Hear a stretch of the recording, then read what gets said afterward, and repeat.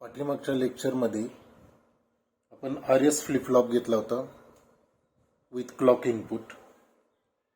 आता आपल्याला घ्यायचं आहे RS फ्लिप फ्लॉप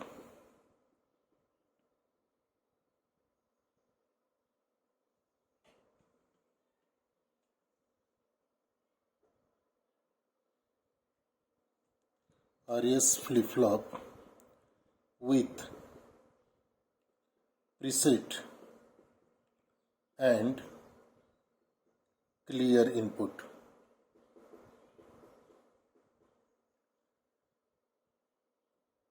हा जो फ्लिप फ्लॉप आहे याचं ट्रूथ टेबल जे असेल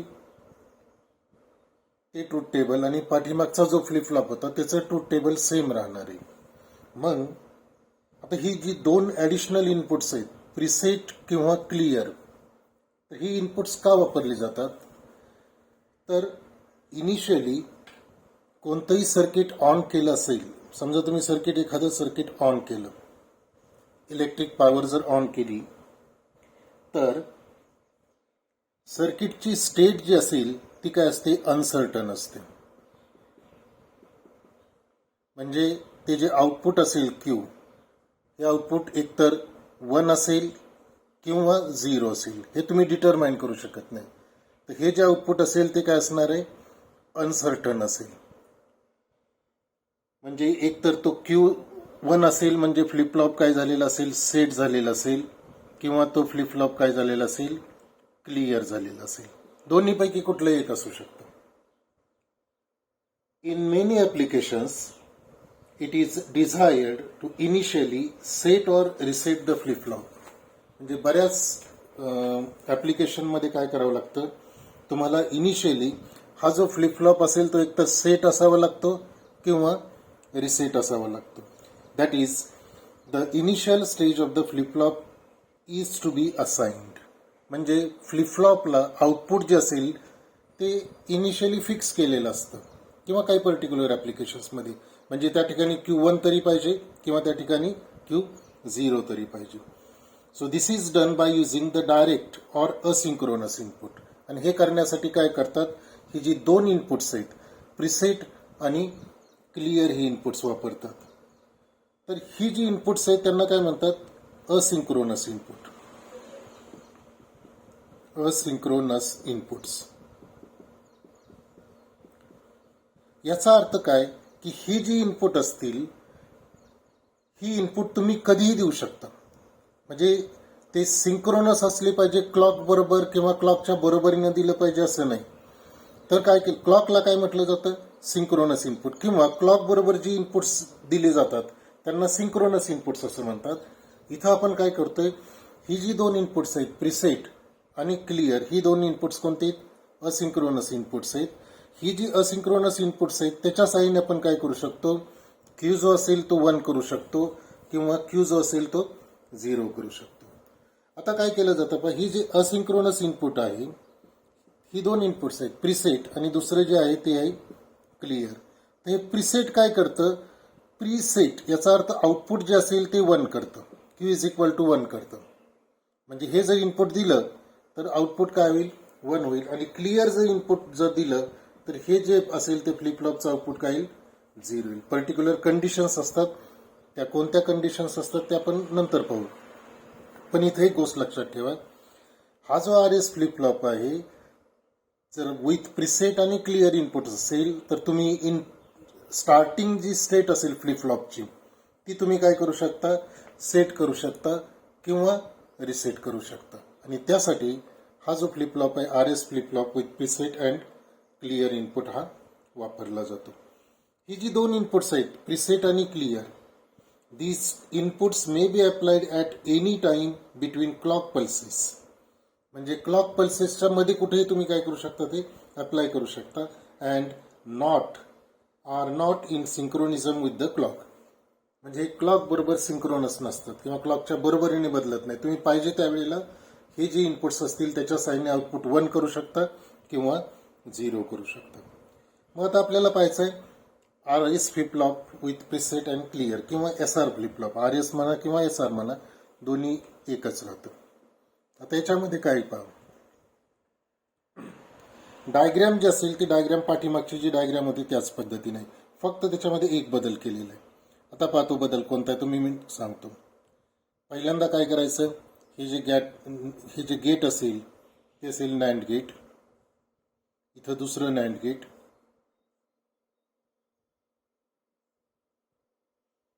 इथं जे इनपुट असणार आहे ते असणार आहे एस, इथं जे इनपुट असणार आहे ते असणार आहे आर. ही दोन इनपुट्स एकत्र करायची आणि ही दोन इनपुट्स काय करायची, क्लॉक पल्स म्हणून अप्लाय करायची. म्हणजे इथं काय केलेलं आहे, क्लॉक दिलेलं आहे. ही दोन एस आणि आर इनपुट झाली. आता या ठिकाणी अगोदर जो आर एस फ्लिप फ्लॉप होता त्या पद्धतीनेच इथं ड्रॉ करायचं. इथं पुन्हा हे दोन नॅन्ड गेट्स असतील. आपण याला N1 म्हटलं होतं, याला N2 म्हटलं होतं, याला N3 म्हटलं होतं, याला N4 म्हटलं होतं. आता पहा पाठीमागच्या याच्यामध्ये काय केलं तर इथं क्यू घेतलेलं होतं. इथं जो होता तो काय होता, क्यू बार होता. आणि हे आउटपुट काय केलेले आहेत, क्रॉस कपल्ड केलेले आहेत. म्हणजे हे जे इनपुट असेल आणि हे आउटपुट ते काय केलेलं होतं, एकत्र जोडलेलं होतं. याला क्रॉस कपल्ड असं म्हणतात. आणि हे इनपुट आणि हे आउटपुट हे काय केलं, एकमेकाला कनेक्ट केलेलं होतं. ठीक आहे. इथं डॉट नाही, याचा अर्थ इथं कनेक्शन नाही. किंवा काही डायग्राममध्येही या पद्धतीनं दाखवलं जातं. ही जी लाईन असेल तर ती लाईन अशा पद्धतीने दाखवली जाते की याचा अर्थ तिथं कुठल्याही प्रकारचं जंक्शन नाही.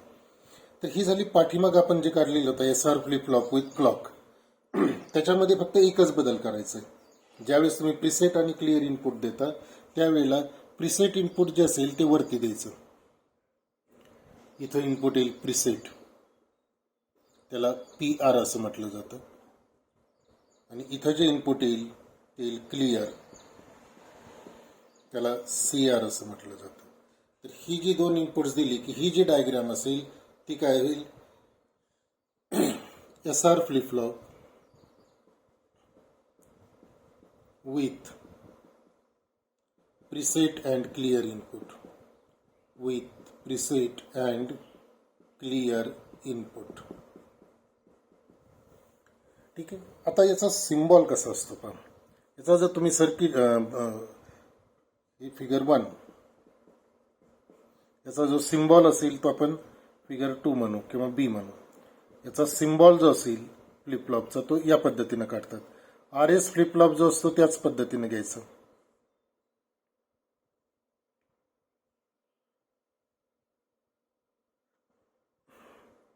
इथं इनपुट येईल S, इथं इनपुट येईल R, इथं येईल क्लॉक. बरोबर आहे. त्याच्यानंतर इथं ट्रू आउटपुट आणि इथं त्याचं कॉम्प्लिमेंटरी आउटपुट. म्हणजे हे जे असेल ते क्यू येईल, हे येईल क्यू बार. हा सिम्बॉल पाठीमागचा जो SR फ्लिप फ्लॉप होता क्लॉकचा त्याच्या संदर्भातली जी डायग्राम होती ती डायग्राम आणि ही डायग्राम काय सेम आहे. आता फक्त दोन इनपुट्स कोणते वाढलेले, एक इनपुट वाढलेलं आहे प्रिसेट आणि दुसरं वाढलेलं आहे क्लिअर. ही असिंक्रोनस इनपुट्स आहे तर ती काय करायची, या ठिकाणी जोडायची. इथं फक्त एक लक्षात घ्या, इथं बबल दिलेलं आहे. बबल याचा अर्थ इन्व्हर्जन होतं. म्हणजे ही दोन इनपुट जी असतील ती इथं द्यायची. त्यातल्या वरच्या बाजूला द्यायचं प्रिसेट आणि खालच्या बाजूला द्यायचं क्लिअर. म्हणजे हे जे टर्मिनल असेल ते CR आणि हे जे टर्मिनल असेल ते काय येईल PR. तर ही जी डायग्राम झाली ती झाली सिम्बॉल कशाची, SR flip flop with preset and clear input. तुम्ही SR म्हणा किंवा RS म्हणा त्यांनी काही फरक पडत नाही, ऑर्डर इथं सिग्निफिकंट नाही. तर ही झाली डायग्राम, हे झालं त्याचं सिम्बॉल. आता याचं आपल्याला ट्रूथ टेबल पाहायचं की हा कशा पद्धतीनं काम करतो. तर ट्रूथ टेबल पाहण्यासाठी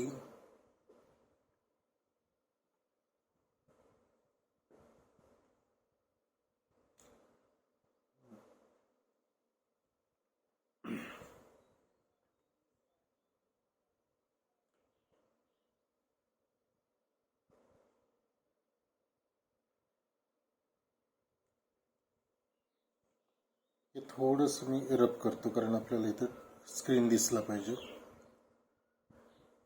हा सिम्बॉल आता मी काय करतो या ठिकाणी रिमूव्ह करतो. आपल्याला याच्यावरून आपल्याला डायग्राम लिहायची.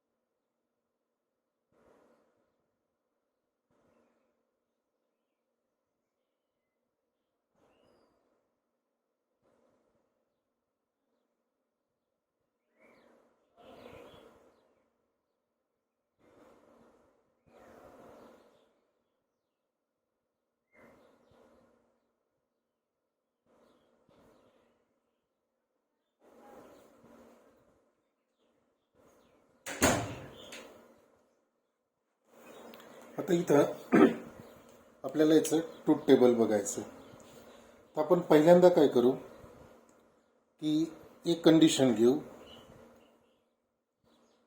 when preset is equal to 1 and clear is equal to 1 he condition घेऊ. म्हणजे प्रिसेटची व्हॅल्यू 1 घ्यायची, क्लिअरची व्हॅल्यू 1 घ्यायची. म्हणजे इथं प्रिसेट जो असेल तो 1 होईल, क्लिअर जो असेल तो काय होईल 1 होईल. आणि रेग्युलर ट्रूथ टेबल जे असेल ते कशा पद्धतीने येईल पाहू. एस आर इथं आपण QN+1 घेतो, हे इनपुट्स आहेत आणि हे जे असेल ते काय आउटपुट आहे.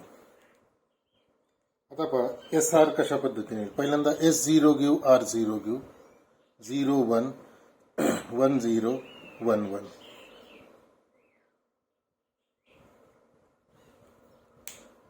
आता पहिल्यांदा काय करायचं आपल्याला S0 0 घ्यायचं. म्हणजे S इथे येईल 0, इथे येईल 0 आणि त्यावेळेला क्लॉक जे असेल ते काय करू आपण 1 घेऊ. म्हणजे इथं 3 कंडिशन्स घ्यायच्या. प्रिसेट 1, क्लिअर 1 आणि क्लॉक जे असेल ते काय घेतलेलं आहे 1 घेतलेलं आहे. म्हणजे आता पहा हे 1 इथं दिलं तर इथं 1 येणार, इथं 1 येणार. आणि आता ट्रूथ टेबल जे असेल तर ते नॅन्ड गेटचं ट्रूथ टेबल कशा पद्धतीनं असतं पहा. नॅन्ड गेटचं जे ट्रूथ टेबल असतं ते असतं AB आणि इथं Y. हे जे ट्रूथ टेबल असेल तर कोणतं नॅन्ड गेटचं 0 0 0 1 1 0 आणि 1 1. नॅन्ड जे असतं ते अँडच्या विरुद्ध असतं. म्हणजे इथं 1 1 च्या ऐवजी 1 याच्या ऐवजी इथं काय येतं 0 येतं आणि ह्या तिन्ही ठिकाणी काय येतं 1 येतं. मग आता इथं पाहि N3 जे असेल त्याचं 0 1 आहे. इनिशियली काय करू आपण इथं ॲझ्युम करू की Q1 असेल आणि या ठिकाणी Q बार किती असेल 0 असेल. मग आता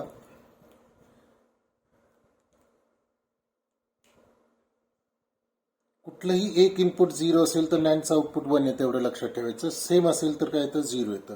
इथं हे इनपुट 0 आहे त्यामुळे हे आउटपुट काय येणार आहे 1 येणार आहे. इथं हे इनपुट 0 आहे त्यामुळे हे आउटपुट काय येणार आहे 1 येणार आहे. हे 0 आहे त्यामुळे इथं येईल 0, हे 1 आहे त्यामुळे इथं येईल 1. म्हणजे 1 1 0 म्हटलं की ते येईल 1 कारण एक इनपुट 0 आहे. इथं तिन्ही 1 आहे त्यामुळे हे किती येईल 0. म्हणजे 1 घेतलं तर ते काय होते 1च राहते. म्हणजे आउटपुटच्या स्टेटमध्ये काय होत नाही बदल होत नाही. दुसरं इनपुट घेऊन पाहू.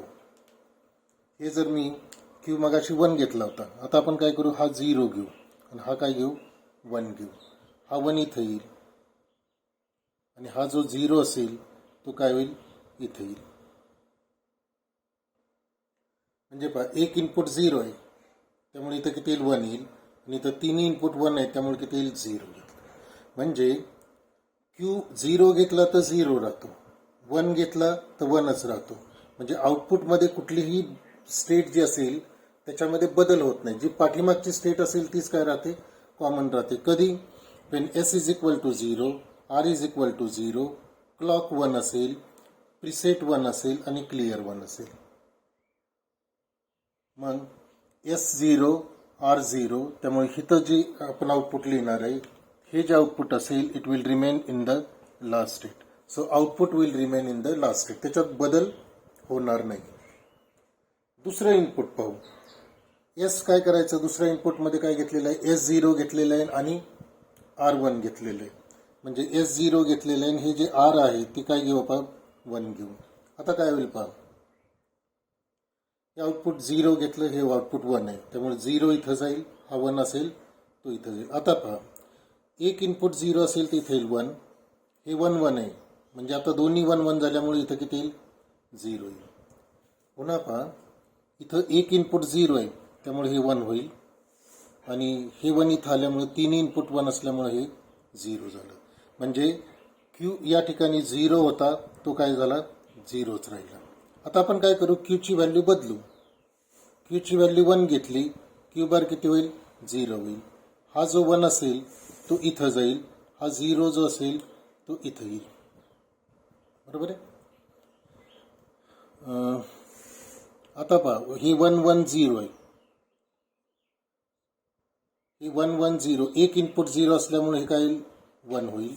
हे 1 इथं आलं, 0 1 0, आता इथं हे इनपुट 0 आहे त्यामुळे हे सुद्धा काय होईल, 1 होईल. हा 1 क्रॉस कपल्ड होऊन इथं येईल. पुन्हा तीन इनपुट्स 1 आहेत त्यामुळे इथं किती होईल, 0 होईल. म्हणजे क्यू आपण घेताना 1 घेतला होता, पण या पर्टिक्युलर कंडिशनला म्हणजे कोणत्या, S0 R1, प्रिसेट 1 आणि क्लिअर 1 जर घेतलं तर क्यू 0 असेल तर 0 राहतो आणि 1 असेल तरी तो काय होतो, 0 होतो. म्हणजे S0 असेल, R1 असेल तर क्यू जो असतो तो काय होतो, 0 होतो. म्हणजे 1 असेल तरी 0 होतो, 0 असेल तरी तो 0च राहतो. थोडक्यात या कंडिशनला इथं काय आपण म्हणू शकतो, इथं ही जी स्टेट असेल ती म्हणतो लास्ट स्टेट. आणि इथं आपण फ्लिपफ्लॉप काय झाला, हा रिसेट झाला. 0 म्हणजे फ्लिपफ्लॉप रिसेट झाला. आता पुढची कंडिशन घेऊ, 1 0. 1 0 जर घेतलं तर काय होईल पाहू. S1 घ्यायचा, R जो असेल तो काय घ्यायचा, 0 घ्यायचा. आता हे प्रिसेट 1 ठेवलेले आपण, क्लिअर 1 ठेवलेले, हे मात्र नीट लक्षात ठेवा. हे 1 1 असल्यामुळे हे काय होईल, 0 होईल. हे 0 1 असल्यामुळं हे 1 होईल. आणि आता इथं आपण काय घेतलेलं आहे, क्यू 0 घेतलेला आहे, तो 0 इथं येईल, हा 1 इथं येईल. आता पहा, 1 1 0 झाला, 1 0 1 झाला.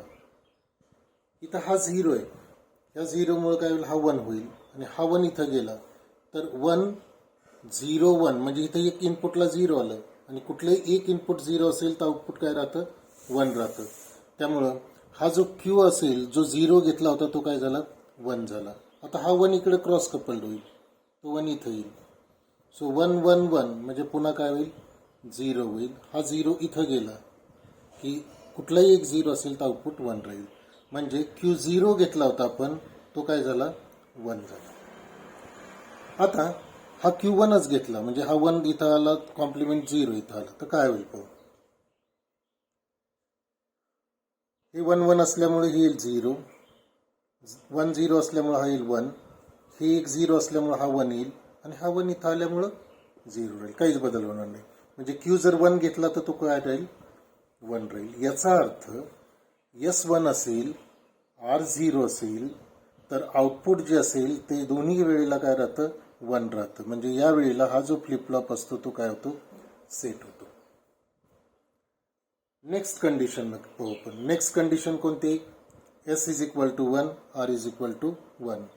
S is equal to 1, R is equal to 1 घेतलं. आता काय होईल पहा, क्लॉक 1 आहे त्यामुळं हे 1 1 होईल, हे सुद्धा काय होतील, 1 1 होतील आणि दोन्ही इनपुट्स 1 असेल तर हे आउटपुट किती राहतं, 0 राहतं.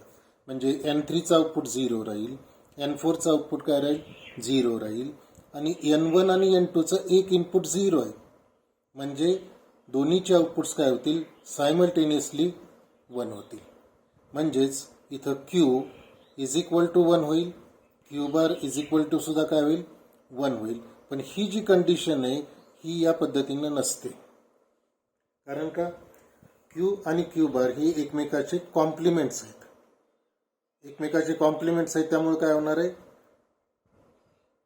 Q is never equal to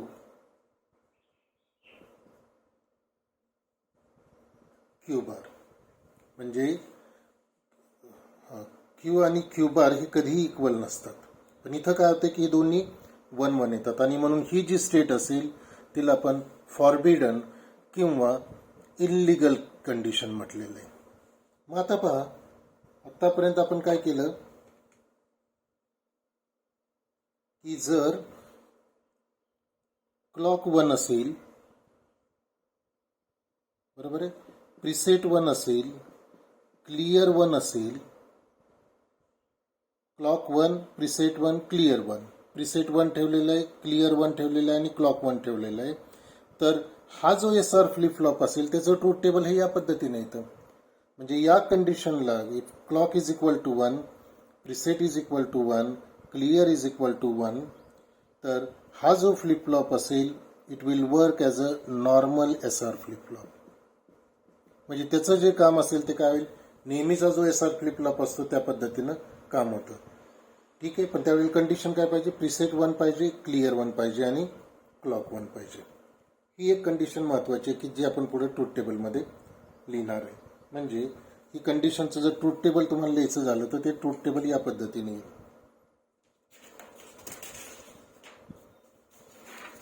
आपण इथं इनपुट्स लिहू इथं क्लॉक नंतर क्लिअर नंतर प्रीसेट आणि इथं आउटपुट आणि इथं जे काय असेल ते ऑपरेशन कोणतं आहे ते होईल क्लॉक 1 आहे आता आपण क्लॉक 1 ठेवलं प्रीसेट 1 ठेवलं क्लिअर 1 ठेवलं आउटपुट जे असेल ते काय राहील it will remain in the last state म्हणजे या ठिकाणी काय होईल it will work as a normal SR flip flop ठीक आहे तर हा या पद्धतीनं होतो आता दुसरी कंडिशन पाहू क्लॉक काय करू आपण 1 घेऊ सॉरी क्लॉक जे असेल ते 0 घेऊ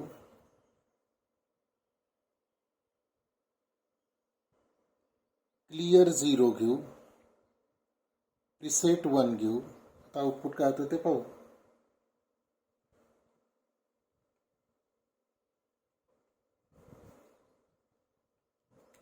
आता पहा इथं आपण काय म्हणतो क्लॉक 0 घ्यायचं म्हणजे क्लॉक या ठिकाणी काय घेतलं 0 घेतलं क्लिअर 0 घेतलेलं आहे म्हणजे हे पहिल्यांदा मी रब करतो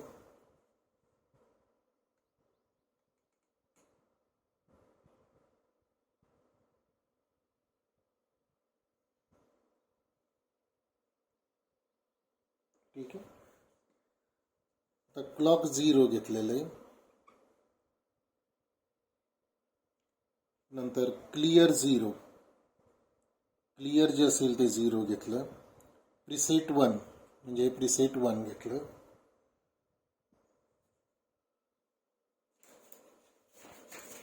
तर काय होते पण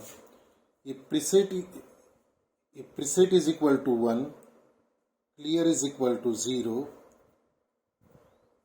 आता इथं कोणती तुमच्या लक्षात येईल की हे जर 0 घेतलं म्हणजे आता काय केलं क्लिअर लो घेतलं तर काय होतं की ह्याचं जे आउटपुट येतं क्यू बार हा इथं एक इनपुट 0 आहे ना त्यामुळे ह्याचं आउटपुट किती येईल 1 येईल आणि हा 1 आहे त्यामुळे बाकीचे जे इनपुट्स असतील ते सगळे 1 होऊन हा काय येतो 0 राहतो म्हणजे जर क्लिअरला तुम्ही लो सिग्नल दिला किंवा लो लेवल दिली किंवा 0 अप्लाय केलं तर हा जो फ्लिप फ्लॉप असेल तो काय राहील त्याचं आउटपुट राहील 0 म्हणजे आउटपुट जे येईल या ठिकाणी ते येतं 0. म्हणजे इथं फ्लिपफ्लॉप जो असेल तो काय होतो, रिसेट होतो. म्हणजे या ठिकाणी आपण त्याला दुसरा शब्द वापरू, क्लिअर. बरोबर आहे. आता याच्या पुढचं जे आहे ती स्टेज कोणती आहे? क्लॉक 0 ठेवायचं. बरोबर आहे. क्लिअर 1 करायचा, प्रिसेट 0 करायचं. म्हणजे प्रिसेट 0 करा आणि इथं आता 1 करा. हे 0 आल्यामुळे हे 1 राहणार आणि इथं 1 आल्यामुळे हे काय होईल, 0 राहील. हे तुम्ही काय करू शकता, बाकीच्या सगळ्या पॉसिबिलिटी घेऊ शकता. एस आणि आरच्या व्हॅल्यू घ्यायच्या, त्या व्हॅल्यूला सगळ्या व्हॅल्यू इथं पुटअप करा आणि तुमच्या असं लक्षात येईल की ज्या नॅन्ड गेटचं इनपुट प्रिसेट किंवा क्लिअर हे 0 असतं त्याचं आउटपुट 1 असतं, आणि ज्याचं इनपुट 1 असतं त्याचं आउटपुट 0 येतं. म्हणजे क्लॉक 0 घेतला, क्लिअर 1 घेतला, प्रिसेट 0 घेतला, तर आउटपुट जे असतं ते काय होतं, 1 होतं. म्हणजे या ठिकाणी हा जो फ्लिपफ्लॉप होतो तो काय होतो, प्रिसेट, किंवा त्याला आपण दुसरा शब्द वापरतो सेट टू 1. म्हणजे आउटपुट जे असेल ते काय होईल, 1 होईल. तर हे जे ते ट्रूथ टेबल झालं SR flip-flop with preset and clear input. तुम्ही ही 2 इनपुट जे असतील, कोणती, ही 2 इनपुटच्या तुम्ही चेक करू शकता इंडिव्हिज्युअल. मी आता इथं फक्त काय केलेलं आहे, इथं फक्त काय केलेलं होतं की इथं 0 दिलं म्हणून हे 1, इथं 1 दिलं म्हणून हे 0, किंवा हे उलटं करायचं. आता पहा, प्रिसेटला जर लो सिग्नल गेला, इथं जर तुम्ही ट्रूथ टेबल नीट पाहिलं तर ह्या 2 मध्ये, हे सोडून द्या, ह्या 2 मध्ये जिथं 0 असेल, आता पहा या पर्टिक्युलरला क्लिअर 0 असेल तर आउटपुट काय होते, रिसेट होते. प्रिसेट जर 0 असेल तर आउटपुट काय होते, सेट होते. म्हणजे या पर्टिक्युलर इनपुटला जर लो सिग्नल असेल 0, तरच हे आउटपुट काय होते, सेट किंवा रिसेट होते. म्हणजे क्लिअरला 0 असेल, लो लेवल असेल तरच आउटपुट काय होते, 0 होते. प्रिसेटला जर 0 असेल तरच काय होतं, आउटपुट 1 होते. म्हणजे ही जी 2 इनपुट्स आहेत ही काय होतात, लो सिग्नलला ऍक्टिव्हेट होतात, आणि म्हणून त्यांना काय म्हटलं जातं, ऍक्टिव्ह लो इनपुट. आणि म्हणून डायग्राममध्ये ज्यावेळेस आपण दाखवलेलं होतं, डायग्राममध्ये ज्यावेळेस सिम्बॉल दाखवतो आपण, तो सिम्बॉल कसा होता पहा, SR. इथं आपण क्लॉक दाखवलं होतं, इथं हे जे असेल ते क्लॉक दाखवलं होतं, इथं क्यू बार, आणि इथं आपण बबल दाखवलं होता. हा बबल इथं क्लिअरसाठी आणि इथं प्रिसेटसाठी. तर हा का दाखवलेला आहे, याचा अर्थ ही जी इनपुट्स आहेत प्रिसेट आणि क्लिअर, ही कधी ऍक्टिव्ह होतात, तर त्यांना इथं तुम्ही 0 दिलं तरच ते ऍक्टिव्ह होतील, किंवा इथं 0 दिलं तर ऍक्टिव्ह होतील. पण जर दोन्ही सायमल्टेनियस 0-0 दिली तर काय होईल, दोन्ही सायमल्टेनियस जर तुम्ही 0-0 दिली, इथं 0 दिलं आणि इथं 0, तर ही दोन्ही आउटपुट सायमल्टेनियस काय होतील, 1 होतील. आणि म्हणून ही जी स्टेट असेल ती नॉट अलाउड स्टेट असते. म्हणजे जर याच्यामध्ये डायग्राममध्ये दाखवायचं झालं तर हे क्लॉक तुम्ही एक्स करा, एक्स याचा अर्थ कुठलाही असू द्या. प्रिसेट आणि क्लिअर जर तुम्ही सायमल्टेनियस 0-0 ठेवली तर हे जे आउटपुट येतं ते इल्लिगल येतं, किंवा it is called as not allowed,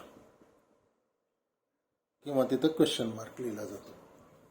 तर अशा पद्धतीनं हा जो फ्लिप फ्लॉप आहे, कोणता फ्लिप फ्लॉप आहे, SR flip flop with preset and clear input. ही जी 2 इनपुट्स आहेत प्रिसेट आणि क्लिअर, ही 2 इनपुट्स महत्वाचे आहेत, आणि ही असिंक्रोनस आहेत. असिंक्रोनस याचा अर्थ तुम्ही ते कधी अप्लाय करू शकता, क्लॉक असो नसो. बरोबर आहे.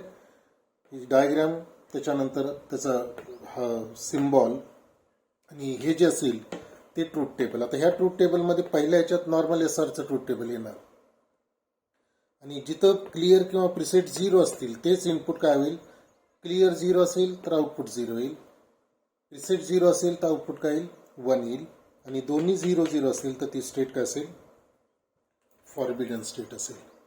तर या पद्धतीनं हा फ्लिप फ्लॉप जो आहे तो इथं संपतोय, SR flip flop with preset and clear input. पुढचं जे लेक्चर असेल त्या लेक्चर्समध्ये आपल्याला नवीन फ्लिप फ्लॉप पाहायचा आहे, तो आहे JK flip flop. JK flip flop घेताना एक लक्षात ठेवा, तुम्हाला SR फ्लिप फ्लॉप जो असेल त्याचं ट्रूथ टेबल माहीत असणं आवश्यक आहे. कारण SR फ्लिपफ्लॉपचं ट्रूथ टेबल, नॅन्ड गेटचं ट्रूथ टेबल ह्या जर 2 गोष्टी माहीत असतील तरच तुम्हाला JK फ्लिपफ्लॉप काय होईल समजेल, अन्यथा तो समजणार नाही.